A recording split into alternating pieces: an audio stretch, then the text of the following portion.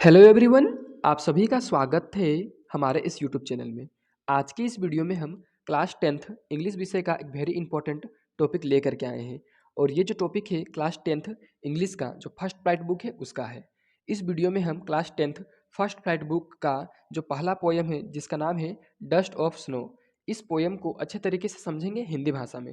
यानी कि आज की इस वीडियो में हम डस्ट ऑफ स्नो को पूरे अच्छे तरीके से लाइन बाय लाइन एक्सप्लेनेशन करके आपको समझाएंगे और जहाँ पर आपको वर्ड मीनिंग प्रॉब्लम है वहाँ पर भी आपको अच्छे तरीके से समझाएंगे।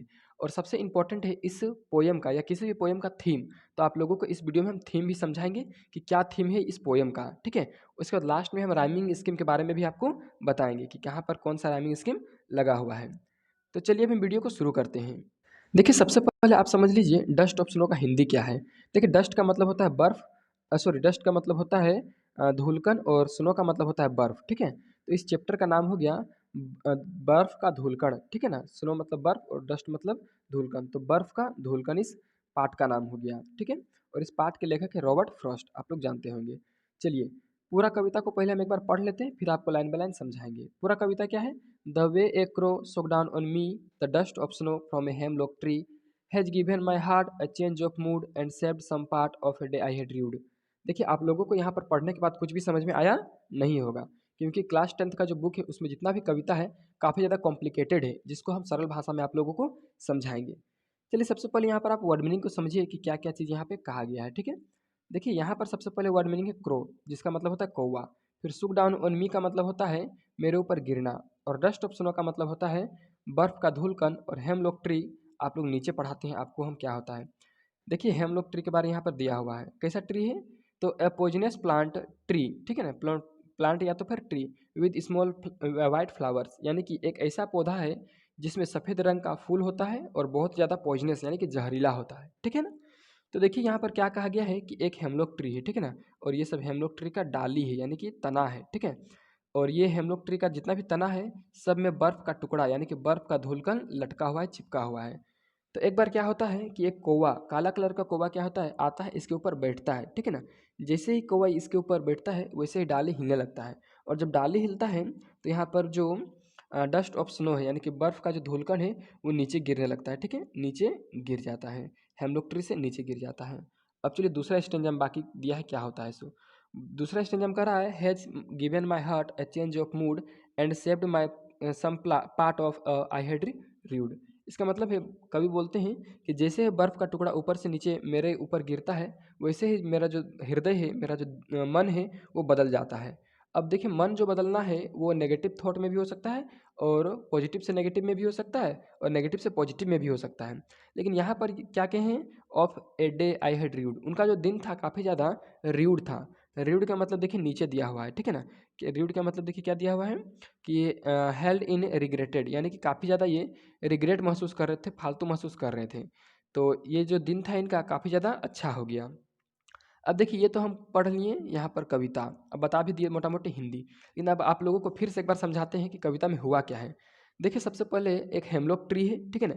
जब हेमलॉक ट्री में बहुत सारा छोटा छोटा बर्फ़ का टुकड़ा होता है और ये बर्फ़ का टुकड़ा कौवा के बैठने से या तो फिर कौवा के वहाँ पर जाके हिलाने से वो जो हेमलॉक ट्री में जो चिपका हुआ बर्फ़ रहता है वो नीचे गिर जाता है। और उसके नीचे हमारे हैं रॉबर्ट फ्रॉस्ट कवि, ठीक है ना। जब कवि वहाँ पर नीचे रहते हैं तो उनके ऊपर गिरेगा ही गिरेगा। तो जैसे उनके ऊपर बर्फ़ का टुकड़ा गिरता है वैसे ही उनका जो मूड है वो चेंज हो जाता है, वैसे उनका जो मस्तिष्क दिमाग है वो बदल जाता है। और ये जो मन का बदलाव है वो नेगेटिव से पॉजिटिव की तरफ होता है, क्योंकि उनका जो दिन था वो काफ़ी ज़्यादा कॉम्प्लिकेटेड था, काफ़ी उनको ख़राब लग रहा था उन दिन में, लेकिन सुबह सुबह, ठीक है। लेकिन उनका जो ये घटना घटा तो उनका जो मन है, उनका जो हृदय है वो परिवर्तित हो गया अच्छे माध्यम में, ठीक है ना, अच्छे वे में, अच्छे तरीके में। तो देखिए इस प्रकार से यहाँ पर क्या क्या बताया गया है। देखिए मेन चीज़ है यहाँ का थीम, ठीक है ना। ये तो आप समझ गए हिंदी, लेकिन इसमें समझाने का प्रयास क्या किया गया है, चलिए उसको समझते हैं। देखिए यहाँ पर क्रो का मतलब है कौवा, जो कि काफ़ी हम लोग नेगेटिव मानते हैं काला कलर को, ठीक है ना, क्योंकि कौवा काला कलर का होता है। और एक हेमलॉक ट्री है जो एक पॉइजनस ट्री है, मतलब कि जहरीला पेड़ है। इसको भी आदमी काफ़ी ज़्यादा नेगेटिव मानता है, ठीक है। सबको मानते हैं नेगेटिव, ठीक है ना। तो देखिए जिस तरह से minus into minus is equal two plus होता है, यानी कि ऋणात्मक ऋणात्मक यानी कि नेगेटिव नेगेटिव चीज़ मिलकर के एक पॉजिटिव चीज़ को जन्म देता है, उसी प्रकार से यहाँ पर भी हुआ है। क्रो जो कि एक नेगेटिव चीज़ है और हेमलॉक ट्री जो कि दूसरा नेगेटिव चीज़ है, दोनों नेगेटिव चीज़ मिल करके इस कविता में कवि के मूड को चेंज कर देते हैं, जो कि एक पॉजिटिव थिंग है, ठीक है ना, जो कि एक पॉजिटिव चीज़ है। तो इस प्रकार से देखिए इसका थीम है कि दो माइनस माइनस चीज़, जो दो नेगेटिव चीज़ मिल करके एक पॉजिटिव चीज़ का जन्म दे सकता है आसानी से, यानी कि एक अच्छा चीज़ बना सकता है। यही है इस चैप्टर का मेन थीम। चलिए अब इसका हम राइमिंग स्कीम को समझ लेते हैं। देखिए इसका राइमिंग स्कीम क्या होता है पढ़ लीजिएगा। हम सिर्फ यहाँ पर बता देते हैं कि राइमिंग स्कीम इसमें क्या क्या हुआ है। देखिए यहाँ पर लास्ट में आया है क्रो, फिर मी, फिर स्नो, फिर ट्री। अगर आप ध्यान से देखेंगे तो क्रो के साथ स्नो मिल रहा है और मी के साथ ट्री मिल रहा है। तो इस प्रकार से आप अगर क्रो को ए बोलिएगा और मी को बी बोलिएगा, तो उसी प्रकार से आपको स्नो को भी ए बोलना होगा और ट्री को भी बी बोलना होगा। तो इसमें जो राइमिंग स्कीम है वो आपका हो जाएगा ए बी, इस प्रकार से हो जाएगा इसका राइमिंग स्कीम। अब देखिए दूसरा में यहाँ हार्ट है, इसको अगर सी बोलेंगे और मूड को अगर डी बोलेंगे, तो हार्ट के साथ पार्ट मिल रहा है तो इसको हमको सी बोलना होगा, और मूड के साथ रीड मिल रहा है तो इसको हमको डी बोलना होगा। तो इसमें जो राइमिंग स्कीम वो हो जाएगा सी डी। इस प्रकार से इसका राइमिंग स्कीम कंप्लीट हो गया।